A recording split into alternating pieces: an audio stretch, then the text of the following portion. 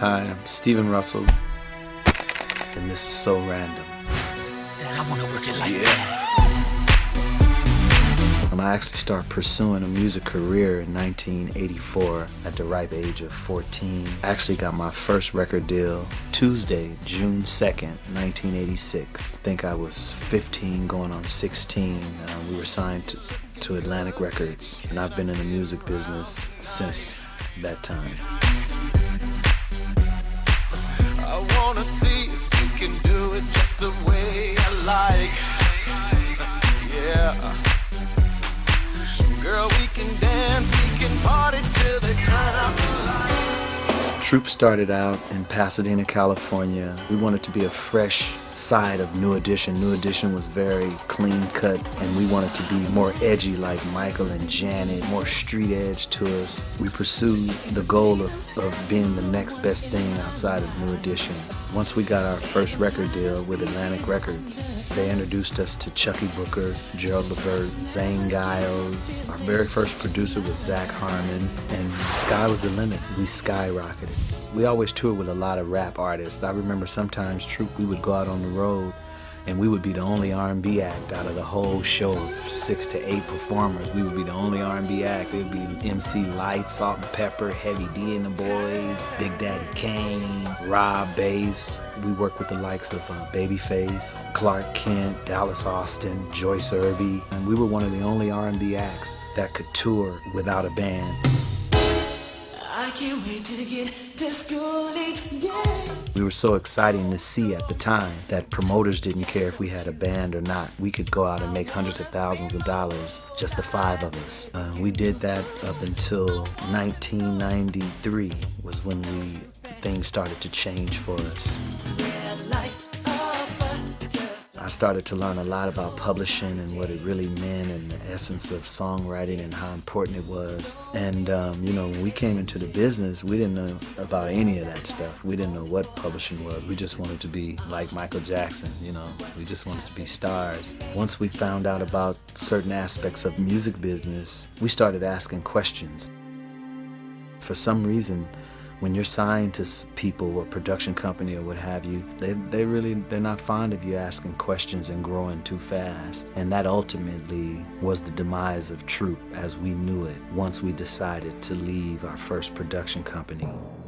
It took 2 years for us to go through litigation. By that time, Boyz II Men came, Jodeci came. It kind of just changed things for us. We had dissension to start coming amongst the group members.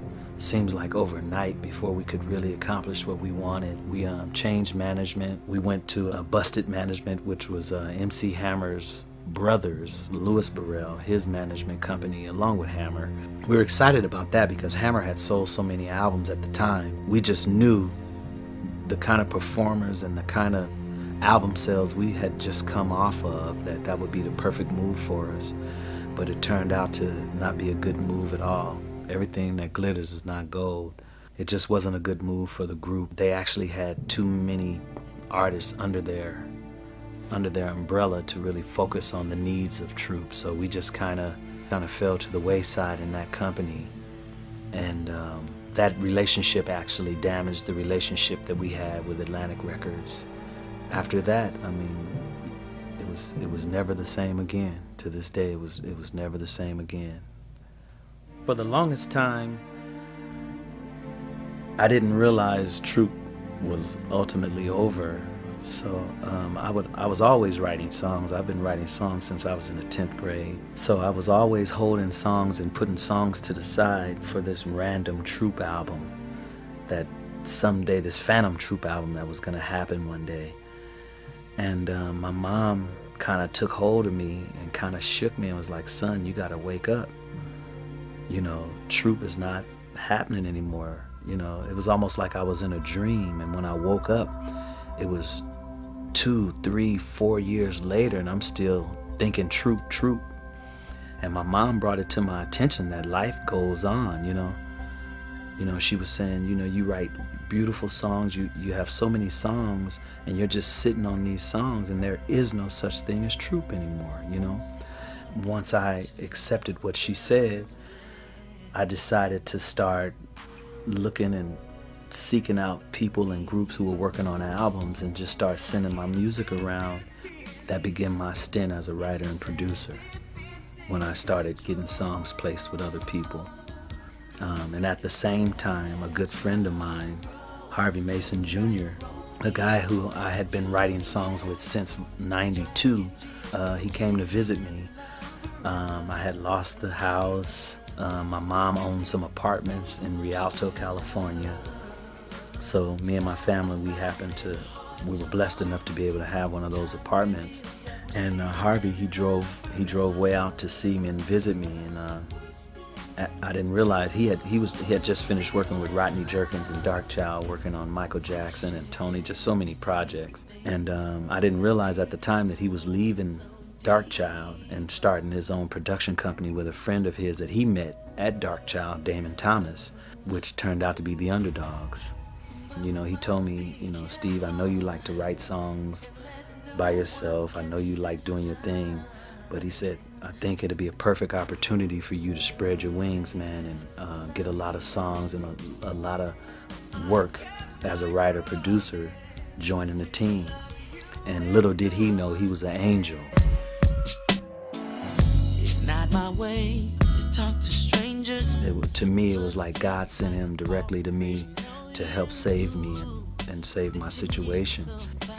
And with the Underdogs, I was a part of some really, really big records as a writer, co-producer, producer, from Charlie Wilson, Ruben Studdard, Elliot Yamin, Tyrese, Marcus Houston, B2K, Jordan Sparks, Chris Brown, Catherine McPhee.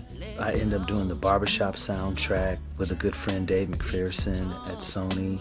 We did movie soundtracks, Kung Fu Panda, all 62 songs on Dreamgirls, Shark Tale. Just countless things came to me by making the decision to go with the Underdogs. It changed my life tremendously. Just totally changed my life.